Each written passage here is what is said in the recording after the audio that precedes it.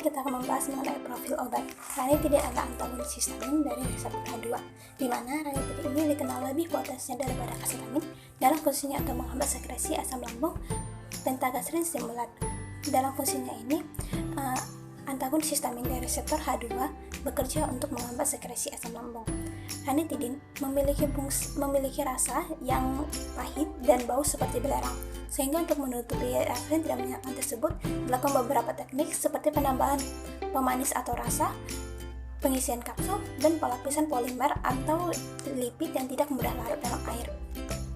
Ranitidin ini sangat mudah diserap di bagian pencernaan atas skin, termasuk pada perut ataupun bagian proksimal usus. Nah, ranitidin ini juga sangat mudah larut dalam air pada kelarutan air 1500 mg dan 1 ml air. Proses farmakodinamik dari obat ranitidin. Ranitidin merupakan antagonis kompetitif reversibel pada reseptor histamin yang berada di sel parietal mukosa lambung, di mana sel parietal mukosa lambung tersebut berfungsi untuk memproduksi atau mensekresikan asam lambung.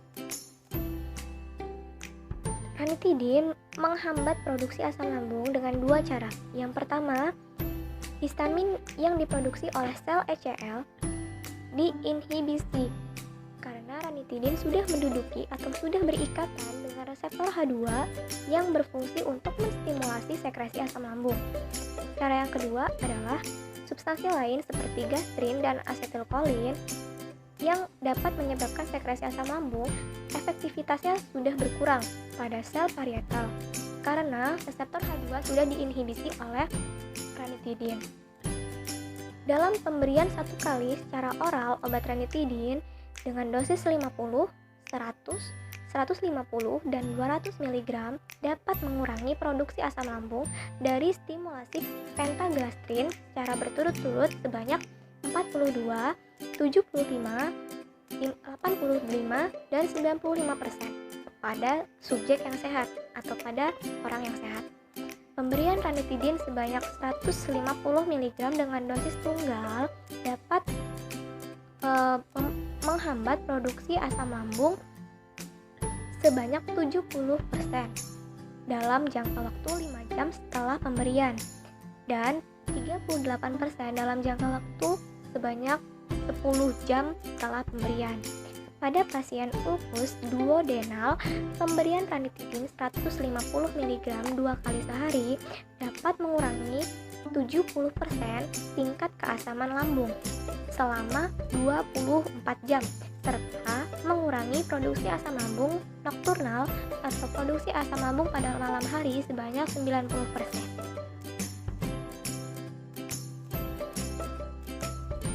Di sini saya akan menjelaskan tentang proses absorpsi obat ranitidin. Proses absorpsi adalah proses masuknya obat ke dalam tubuh melalui pembuluh darah. Proses absorpsi obat ranitidin dibagi menjadi 3 cara, yaitu cara oral, secara injeksi intramuskular, dan secara injeksi intravena. Yang pertama adalah proses absorpsi obat secara oral, yaitu dilakukan melalui mulut. Proses absorpsi secara oral dilakukan selama 1-2 jam sampai bioavailabilitas mencapai 50% atau sampai mean peak concentration bernilai 400 nanogram per mili. Proses absorpsi melalui oral tidak bergantung pada makanan atau antasida. Yang kedua, proses absorpsi melalui intramuskular atau suntikan cairan obat melalui otot. Proses injeksi intramuskular berlangsung secara cepat, yaitu kurang lebih 15 menit dengan bioavailabilitas 90-100% dan nilai mean peak concentration-nya 440 sampai 545 nanogram per mili. Yang ketiga adalah proses absorpsi obat melalui injeksi intravena atau menyuntikkan cairan obat ke dalam pembuluh vena. Proses ini berlangsung selama 2-3 jam dengan mean peak concentration-nya besar 400 nanogram per mili. Secara garis besar, proses absorpsi obat adalah proses penyerapan obat dari tempat penyerapannya. Dalam hal ini, tempat penyerapannya adalah usus halus. Setelah obat sampai di usus halus, obat akan bergerak menuju hati melalui pembuluh darah untuk selanjutnya diedarkan ke seluruh tubuh. Baik, selanjutnya distribusi. Distribusi yaitu obat didistribusikan secara luas, termasuk ke ASI, menyeberangi saluran darah otak, plasenta, dan konsentrasi ranitidin di cairan cerebrospinal 1/20 sampai 1/30 konsentrasi di plasma pada waktu yang sama. Volume distribusi 1,4 liter per kilogram. Range-nya yaitu sekitar 1,2 sampai 1,8 liter per kilogram. Ikatan plasma protein sebesar 15%. Selanjutnya kita masuk ke proses metabolisme.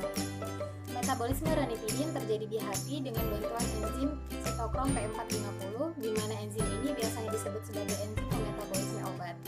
Total pembersihan metabolisme ranitidin sebanyak 30% dari total body clearance setelah pemberian melalui intravena dan 73% setelah pemberian oral. Hasil dari metabolisme ranitidin di hati adalah berupa N-oksid sebagai metabolit utama sebanyak kurang dari 4% dari total dosis yang diadministrasi, dan S-oksid sebanyak 1% serta desmetylranitidin sebanyak 1% yang ditemukan di urin. Sisa dosis yang diberikan ditemukan pada feses. Pada pasien dengan sirosis hati, konsentrasi serum akan meningkat akibat rendahnya metabolisme lintas pertama di hati, dan juga terdapat gangguan metabolisme ranitidin, namun hal ini bersifat minor dan tidak signifikan. Bioavailabilitasnya rata-rata sekitar 70%. Selanjutnya, proses terakhir dari farmakokinetik ini adalah ekskresi. Ekskresi obat merupakan eliminasi atau pembuangan obat dari tubuh. Jadi liter obat dibuang dari tubuh oleh ginjal dan melalui urin. Ekskresi ranitidin ini dilakukan via renal dengan rata-rata 530 ml per menit hingga 760 ml per menit, yang menandakan adanya ekskresi tubular aktif. Waktu paru eliminasi ini berkisar 2 hingga 3 jam. Ekskresi ranitidin ini melalui urin pada pemberian 30% dan 70% pada pemberian 4 dalam 24 jam, dan sisanya